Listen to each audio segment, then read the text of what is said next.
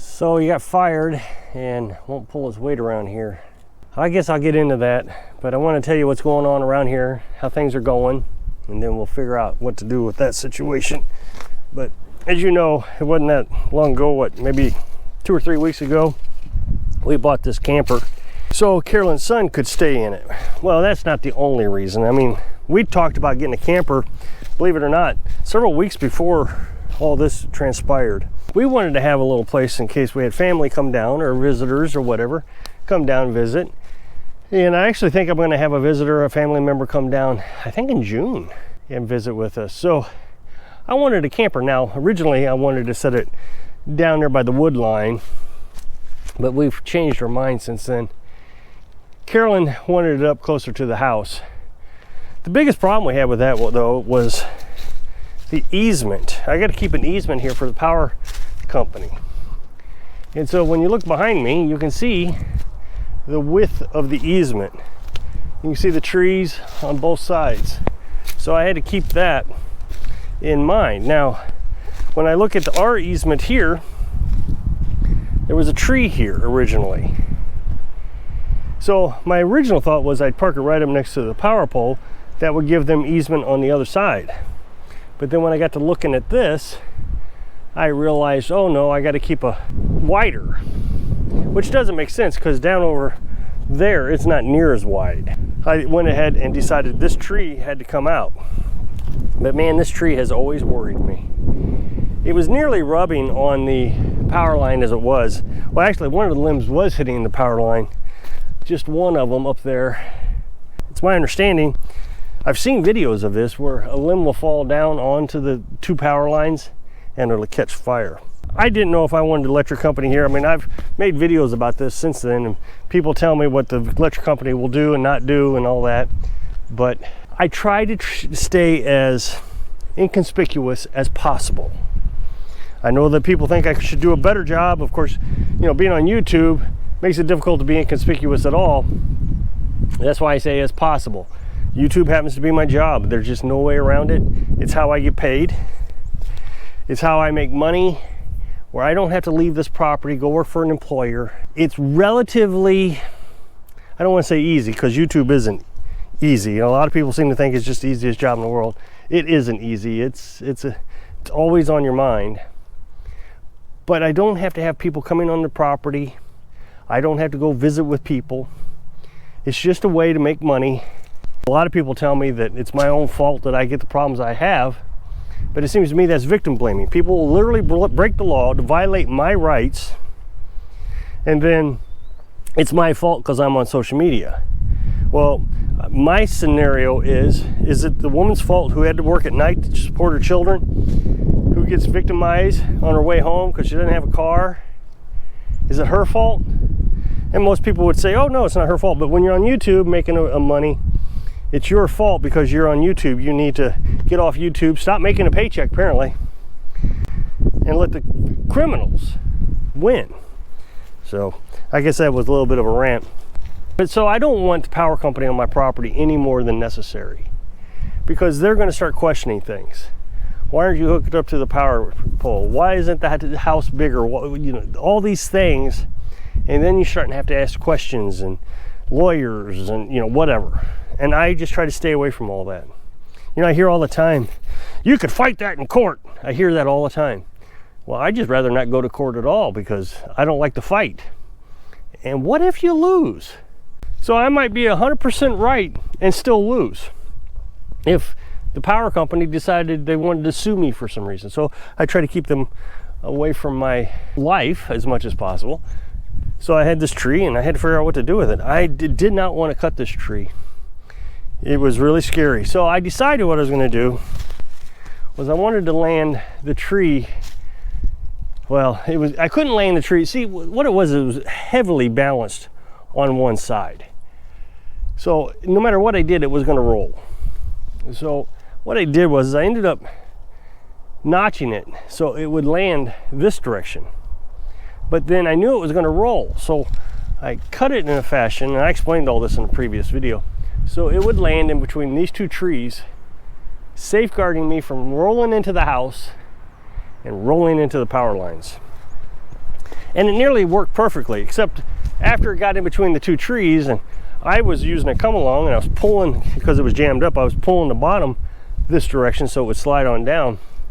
That heavy branch made it roll out of the two trees here and still fell down on this side. It didn't hit the power line, but it still rolled down and scared me.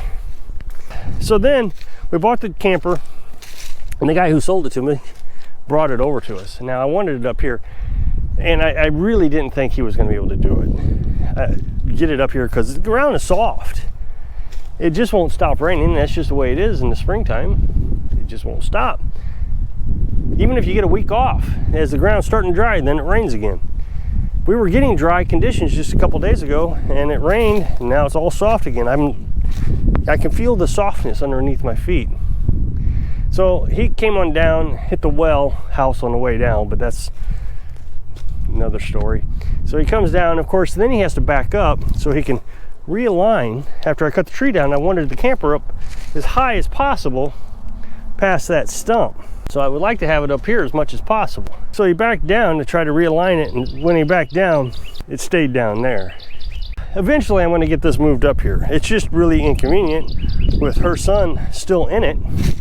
You know, you can't unbalance it. It would be an all-day project. You got to schedule it with somebody. He'll say, oh, I'll be here at 4. Of course, he doesn't get here till 6 or whatever. You know, it's just the way it is. So you got to unbalance. That means her son has no place to live in the meantime.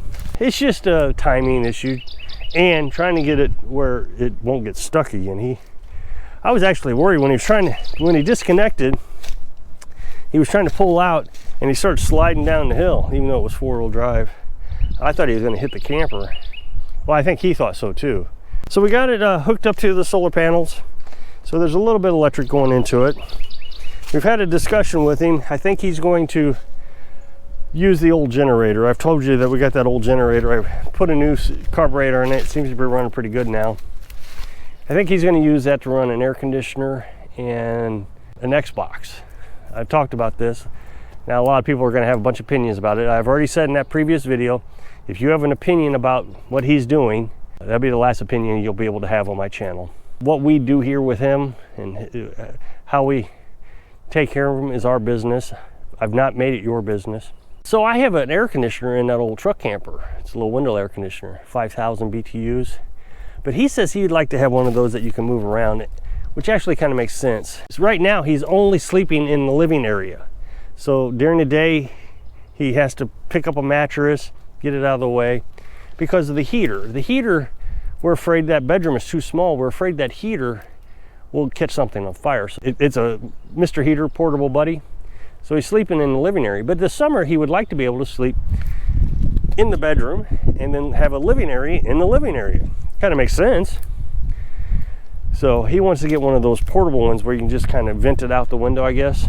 I've explained all of it to him, that the generator uses about 1 gallon of gas every 11 hours at 25% power. So when he runs the air conditioner, it's going to cost more. Another thing we've just recently did was we got a rooster. Now, I've talked to you about our rooster situation. We had 2 roosters, and I was going to butcher them. One of them was Frenchie. The other one was named Rue. But I got such backlash from my subscribers, and then there's going to be subscribers that say, oh, don't listen to your subscribers. Well, they're my customers. I kind of have to listen to my customers. But I got such backlash that I didn't butcher him. I just gave him away. Because we wanted Brahmas. I've talked to you about Brahmas. Brahmas are a nice meat bird. So we got Brahmas, and we had a male that weighed 15 pounds. So we were going to incubate Brahmas this spring. We were planning on having 3 age groups of chickens by this fall. So we were going to butcher the oldest ones this fall. Then we'd have these here that wouldn't produce because they'd go into a molt from, I think it's 8 to 12 weeks as they go into a molt. So they use all their protein and energy to regrow feathers. And then you have the newest batch who would start producing eggs right at the fall. Well, we got to thinking about this. If we're raising meat birds, we wouldn't be getting egg birds in the fall. So we was thinking, well, maybe this was a mistake getting Brahmas. even though they're such pretty birds. I mean, look at her. She is just so cute. Brahmas produce over the winter. Now, we don't know if that's every winter. Chickens only produce really well for the first 3 years of their life. We're going to have a 3-year-old chicken that we'll butcher. Then we'll have a 2-year-old chicken that won't produce. And then we'll have a 1-year-old chicken. Well, it won't even be 1 year old in the fall. The Brahma male, the rooster, got so big that when he got up on his roost, he jumped down and he broke his foot. I was criticized because I was such a coward that I would just let him suffer and die. Well, I never told you what I did with him. I don't understand how I can be a coward. It's interesting. If I tell you that I'm going to butcher a chicken, I get huge outrage. But if I tell you nothing on how I handled the thing, then I'm a coward. It's crazy on YouTube. That's one of the reasons YouTube is such a difficult job, is you got to figure out what your audience wants. And they don't know what they want. But no, he did not suffer. Let's just put it that way. Once I realized that he was injured, we was able to take away his pain. Now we're without a rooster. That means we can't fertilize any eggs. This is a big problem. With food prices going up, Carolyn and I don't want to be preppers, but we do want to be self-sufficient. We want to be independent as much as possible. Now, that's not completely possible. We would like to be able to reproduce chickens in case the food prices get so high we can't afford to do it anymore. As you know, Carolyn grows her own chicken food, and I've talked about all that right before, sunflower seeds and sprouting them. I've explained exactly how to sprout sunflower seeds. Yet people always want me to say, well, bring Carolyn on so we can talk about it, because they don't know how to do it.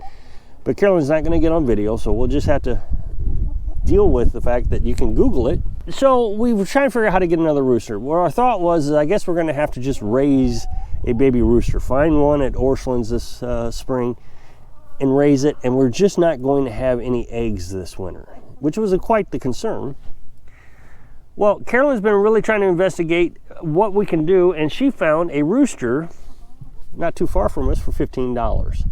He was part of a flock, I guess, that was bought in the fall. So it seems like it's really strange to raise chickens through the winter, but that's what they did. And they didn't want a rooster. So they actually had the chickens sexed by the hatchery. Well, that's only like 90% effective. And they always give you one extra chicken at this particular hatchery. So they gave one extra, and it happened to be a rooster. Well, they can't have roosters in their area. It was making a lot of noise. They didn't want to incubate, so they had to get rid of it. Well, we went over there and bought it. And I really thought that he was going to be interested in these girls. They said he was interested in those girls.